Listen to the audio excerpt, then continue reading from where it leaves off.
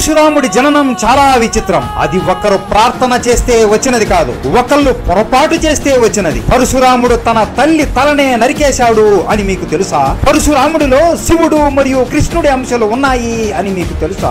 ఈ రోజు మనం పరశురాముడి గురించి పూర్తిగా తెలుసుకుందాం. ప్రతి ఒక్క హిందువు ఈ వీడియో తప్పకుండా చివరి వరకు చూడాలి. గాది అనే ఒక మహారాజు ఉండేవాడు. ఆయనకి ఒక్కటే కుమార్తె. ఆమె పేరు సత్యవతి. ఆమె చాలా అందంగా ఉండేది. రుచికుడు అనే ఒక బ్రాహ్మణుడు సత్యవతిని చూసి ప్రేమలో పడిపోతాడు. రుచికుడు గాది దగ్గరకు వచ్చి, నేను మీ కుమార్తెను వివాహం చేసుకుంటాను అని అడగగా, అప్పుడు గాది, మా కుమార్తెను వివాహం చేసుకోవాలి అంటే కన్యాశుల్కం ఇవ్వాలి. ఒళ్ళంతా చంద్రకాంతి ఎలా ఉంటుందో అటువంటి తెల్లగా ఉండే గుర్రాలు కావాలి. ఆ గుర్రాలకు ఒక్క చెవి మాత్రమే నల్లగా ఉండే గుర్రాలు కావాలి. అవి కూడా 1000 గుర్రాలు అలాంటివి కావాలి.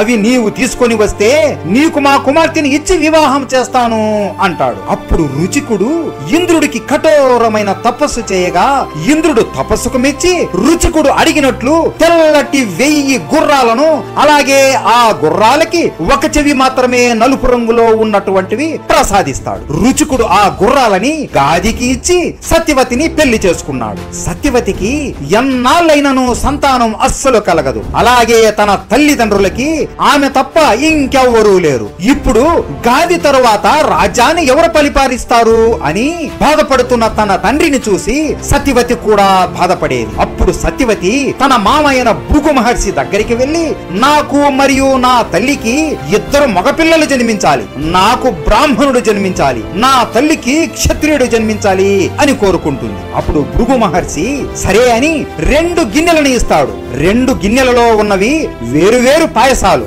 ఒక గిన్నెలో ఉన్న పాయసం తాగితేనేమో అతి పరాక్రమవంతుడు, అత్యంత శక్తివంతుడు, ఉగ్ర కోపం ఉన్నవాడు క్షత్రియుడు జన్మిస్తాడు. అందుకే ఈ గిన్నెని నీ తల్లికి ఇవ్వు. ఇంకొక గిన్నెలో ఉన్న పాయసం తాగితే అపార జ్ఞాని అయిన బ్రాహ్మణుడు పుడతాడు. ఈ గిన్నెలో ఉన్నది నువ్వు తాగు. ఆ తరువాత నువ్వు వెళ్లి మేడి చెట్టును కౌగిలించుకో, మీ అమ్మని రావి చెట్టును కౌగిలించుకోమని చెప్పు.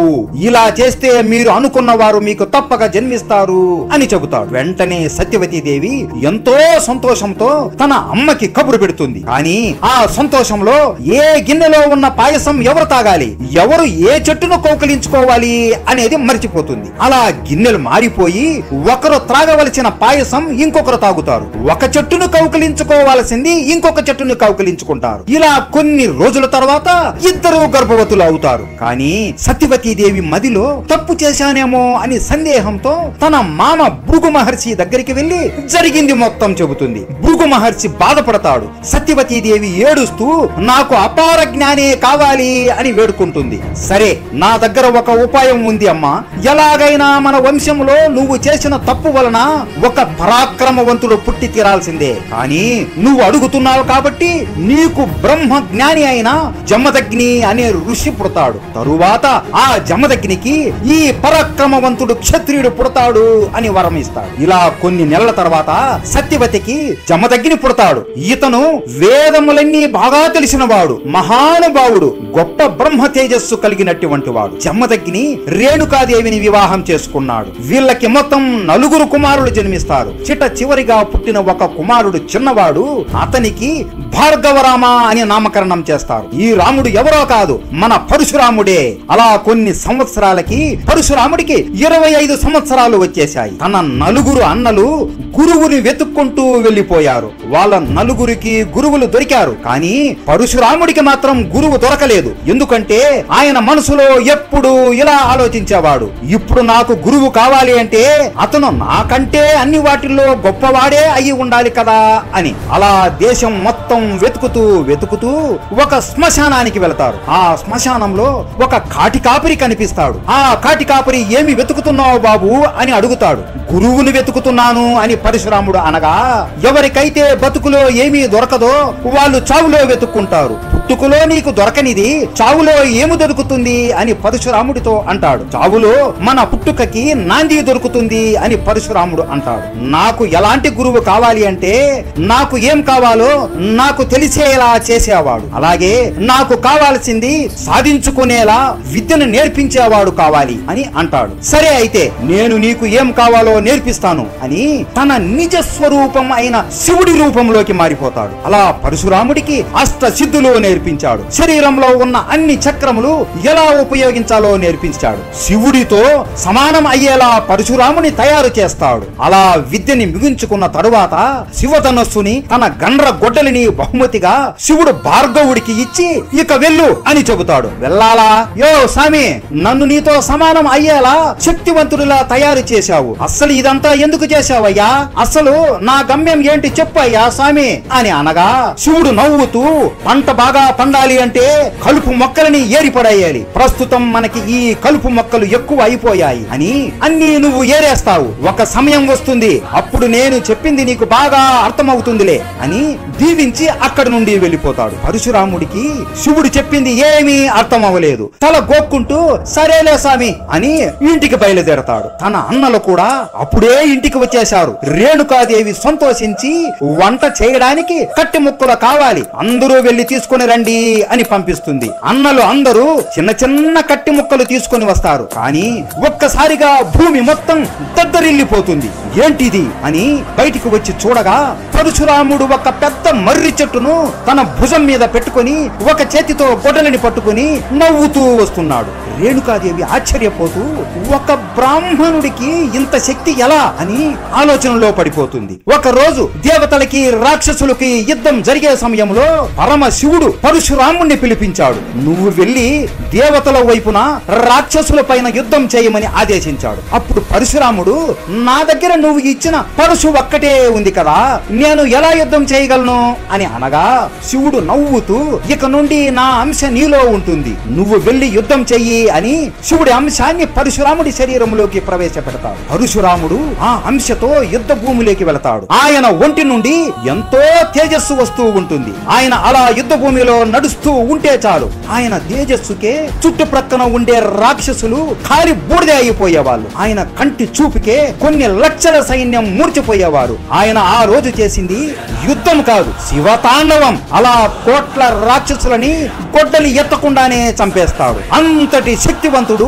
మన పరశురాముడు. పరశురాముడికి కృష్ణుడిని చూడాలి అని ఆశ ఉండేది. కృష్ణుడు అప్పటికి పుట్టలేదు అని మీకు ఒక సందేహం వచ్చి ఉంటుంది. కృష్ణుడు ఎప్పటికీ గోకులంలో ఉంటాడు. ఈ విషయం పరశురాముడికి ఒక బ్రాహ్మణుడి ద్వారా తెలుస్తుంది. అందుకే కృష్ణుడికి కఠోరమైన తపస్సును చేయగా కృష్ణుడు మెచ్చి ప్రత్యక్షమయ్యి, ఏం కావాలి భార్గవరామా, ఇంత కఠోరమైన తపస్సు చేశావు అని అనగా, నాకేం వద్దు స్వామి, మిమ్మల్ని చూడాలి అనిపించింది, అందుకే తపస్సు చేశాను అని అనగా కృష్ణుడు మెచ్చి సంతోషించి, ఇక నుండి నా అంశం కూడా నీ శరీరంలో ఉంటుంది. భవిష్యత్తులో నేను రామ అవతారం ఎత్తుతాను. అప్పుడు నువ్వు రాముడి దగ్గరికి వెళ్ళినప్పుడు ఈ విష్ణు చాపాన్ని నువ్వు రాముడికి ఇస్తావు. అప్పుడు నా అంశం నీ శరీరంలో నుండి వెళ్ళిపోతుంది అని వరం ఇస్తాడు. పరశురాముడు సరే స్వామి, కానీ ఒక సందేహం, రామ అనేది నా పేరు కదా, అయితే మీరు రాముడిలా ఎలా జన్మిస్తారు అని అనగా కృష్ణుడు నవ్వుతూ, ఇది నువ్వు రాముడినే అడుగు అని వెళ్ళిపోతాడు. ఇప్పుడు పరశురాముడిలో శివ తేజస్సు మరియు విష్ణువు తేజస్సు ఉన్నాయి. ఇక ఆయనని ఎవ్వరూ ఆపలేరు, ఎవ్వరూ ఓడించలేరు కూడా. అలా పరశురాముడు ఇంటికి బయలుదేరతాడు. అదే సమయంలో జమదగ్ని మహాయాగం చేస్తూ ఉంటాడు. ఆ యాగానికి వాడే నీరు అప్పుడే తయారు చేసిన ఒక పచ్చి మట్టి కుండలోనే నీరు తీసుకుని రావాలి. అలా ఒక కుండని తీసుకొని రేణుకాదేవి నది దగ్గరికి వెళుతుంది. అక్కడే అందగాడు అయిన గంధర్వుడు దేవ కన్యలతో నదిలో సరసమాడుతూ స్నానం చేస్తూ ఉండడం చూస్తుంది. అలా వాళ్ళు సరసంతో పాటు శృంగారం కూడా చేసుకోవడం చూసిన రేణుకాదేవి ఏదో కోరికతో ఆ పచ్చి కొండని ఆమె చేతులతో గట్టిగా ఒత్తుతుంది. అప్పుడు ఆ కొండకి చిన్న సొట్ట పడుతుంది. ఆ కొండతో నీరు తీసుకొని యాగం దగ్గరికి వస్తుండగా జమదగ్ని ముందు ఆ కొండ పగిలిపోయి ఆ నీరు ఆయన మీద పడిపోయి యాగం మొత్తం భంగమైపోతుంది. ఎన్నో సంవత్సరాల నుండి చేసిన యాగం భగ్నమవడంతో జమదగ్ని కోపంతో ఆమె ముఖం చూస్తాడు. ఆమె ముఖం చూడగానే రేణుక ఏం చూసింది, ఆమెకు ఏం కోరిక కలిగింది అని జమదగ్నికి పూర్తిగా అర్థమైపోతుంది. అప్పుడు ఆయనకి ఇంకా ఎక్కువ కోపం వస్తుంది. ఓ రేణుక, నువ్వు మానసిక వ్యభిచారం చేశావు, నువ్వు ఇక నా భార్య స్థానంలో ఉండడానికి పనికిరావు అని ఆయన కొడుకులని పిలిచి మీ అమ్మని వెంటనే చంపండి అని ఆజ్ఞాపిస్తాడు. పెద్ద కొడుకు రోమన్ వంతుడు జన్మనిచ్చిన అమ్మని నేను చంపలేను అని అంటాడు. రెండవ కొడుకు కొడుకు సుషేనుడు నేను కూడా చంపలేను అంటాడు. మూడవ కొడుకు వేసుకు నేను కూడా చంపలేను అని చెబుతాడు. నాలుగవ కొడుకు విశ్వావసుడు కూడా నేను కూడా చంపలేను తండ్రి అని అన్నాడు. అప్పుడు జమదగ్ని కోపంతో గట్టిగా భార్గవ అని పిలుస్తాడు. ఆ అరుపు వినగానే పరిగెత్తుకుంటూ వచ్చి చెప్పండి నాన్న అని అనగా జమదగ్ని ఇలా అన్నాడు, నీ అన్నలని నీ అమ్మని వెంటనే చంపేయ్ అని అంటుండగానే చంపేయ్ అనే పదములో చాకి మరియు పేకి వచ్చే ఒక్క క్షణం సమయంలోనే తన గొడ్డలిని తీసుకొని తన తల్లి తలని నరుకుతాడు. వెంటనే ఒక వేటుతోనే తన నలుగురు అన్నలని తలలని వేరు చేస్తాడు. పరశురాముడు నరికిన వేగానికి వాళ్ళ శరీరాలు అన్ని నుజ్జు అయిపోతాయి. ఆ మండపం అంతా అవయవాలతో పేగులతో రక్తముతో నిండిపోయి ఉంటుంది. జమదగ్ని కూడా ఆశ్చర్యపోతాడు. శబాష్ భార్గవ, నేను చెప్పగానే ఎందుకు దేనికి అనకుండా చేశావు. నేను ప్రసన్నుడిని అయిపోయాను. నీకేం వరం కావాలో కోరుకో, నేను తీరుస్తాను అని అంటాడు. మొదటిగా మా అమ్మని మళ్ళీ బ్రతికించాలి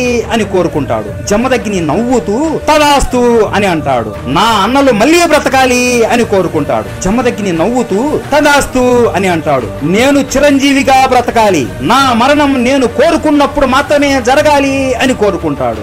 ఇక్కడ కూడా పరశురాముడికి బాగా తెలుసు, తండ్రి మాటని జవదాటకూడదు, ఆయన ఏం చెప్పినా చెయ్యాలి అని. తండ్రి చంపమన్నప్పుడు కూడా ఆయనకి తెలుసు వీళ్ళని తిరిగి బ్రతికించే శక్తి తన తండ్రి జమదగ్నికి ఉంది అని బాగా తెలుసు. అందుకే ఇలా చేశాడు. అలాగే జమదగ్ని ఎందుకు ఇలా చేశాడు అంటే రేణుకాదేవి మానసిక వ్యభిచారం చేసింది కాబట్టి ఆమె భార్య స్థానంలో ఉండకూడదు. కానీ ఆమె చచ్చిపోయి మళ్ళీ బ్రతికితే ఆ పాపం అక్కడితో పోతుంది కాబట్టి మళ్ళీ భార్య స్థానంలో ఉండవచ్చు. అందుకే చంపమన్నాడు. ఇంత గొప్పవాడు మన పరశురాముడు. ఇలాంటి పరశురాముడు రావణుడినే వణికించిన కార్త్యవీర్యార్జునుడిని ఎలా చంపాడో తెలుసా? అది మామూలు యుద్ధం కాదు. అబ్బా, దేవుళ్ళందరినీ రాక్షసులని వణికించిన యుద్ధం ఇది. పరశురాముడిని చూసి శివుడు కూడా వణికిపోయాడు. అలాగే కోట్ల క్షత్రువులని పరశురాముడు ఎందుకు చంపేశాడో మీకు తెలుసా? ఇది కేవలం ఆరంభం అంతే. మొదటి అధ్యాయం ఇక్కడితో ముగిసింది. నెక్స్ట్ వారం వచ్చే వీడియోలో తరువాత ఘట్టం గురించి తెలుసుకుందాం. ఆ వీడియో అస్సలు మిస్ అవ్వకండి. ఈ వీడియో మీకు బాగా నచ్చిందా? నచ్చింటే కామెంట్ చేయండి. హర హర మహాదేవ.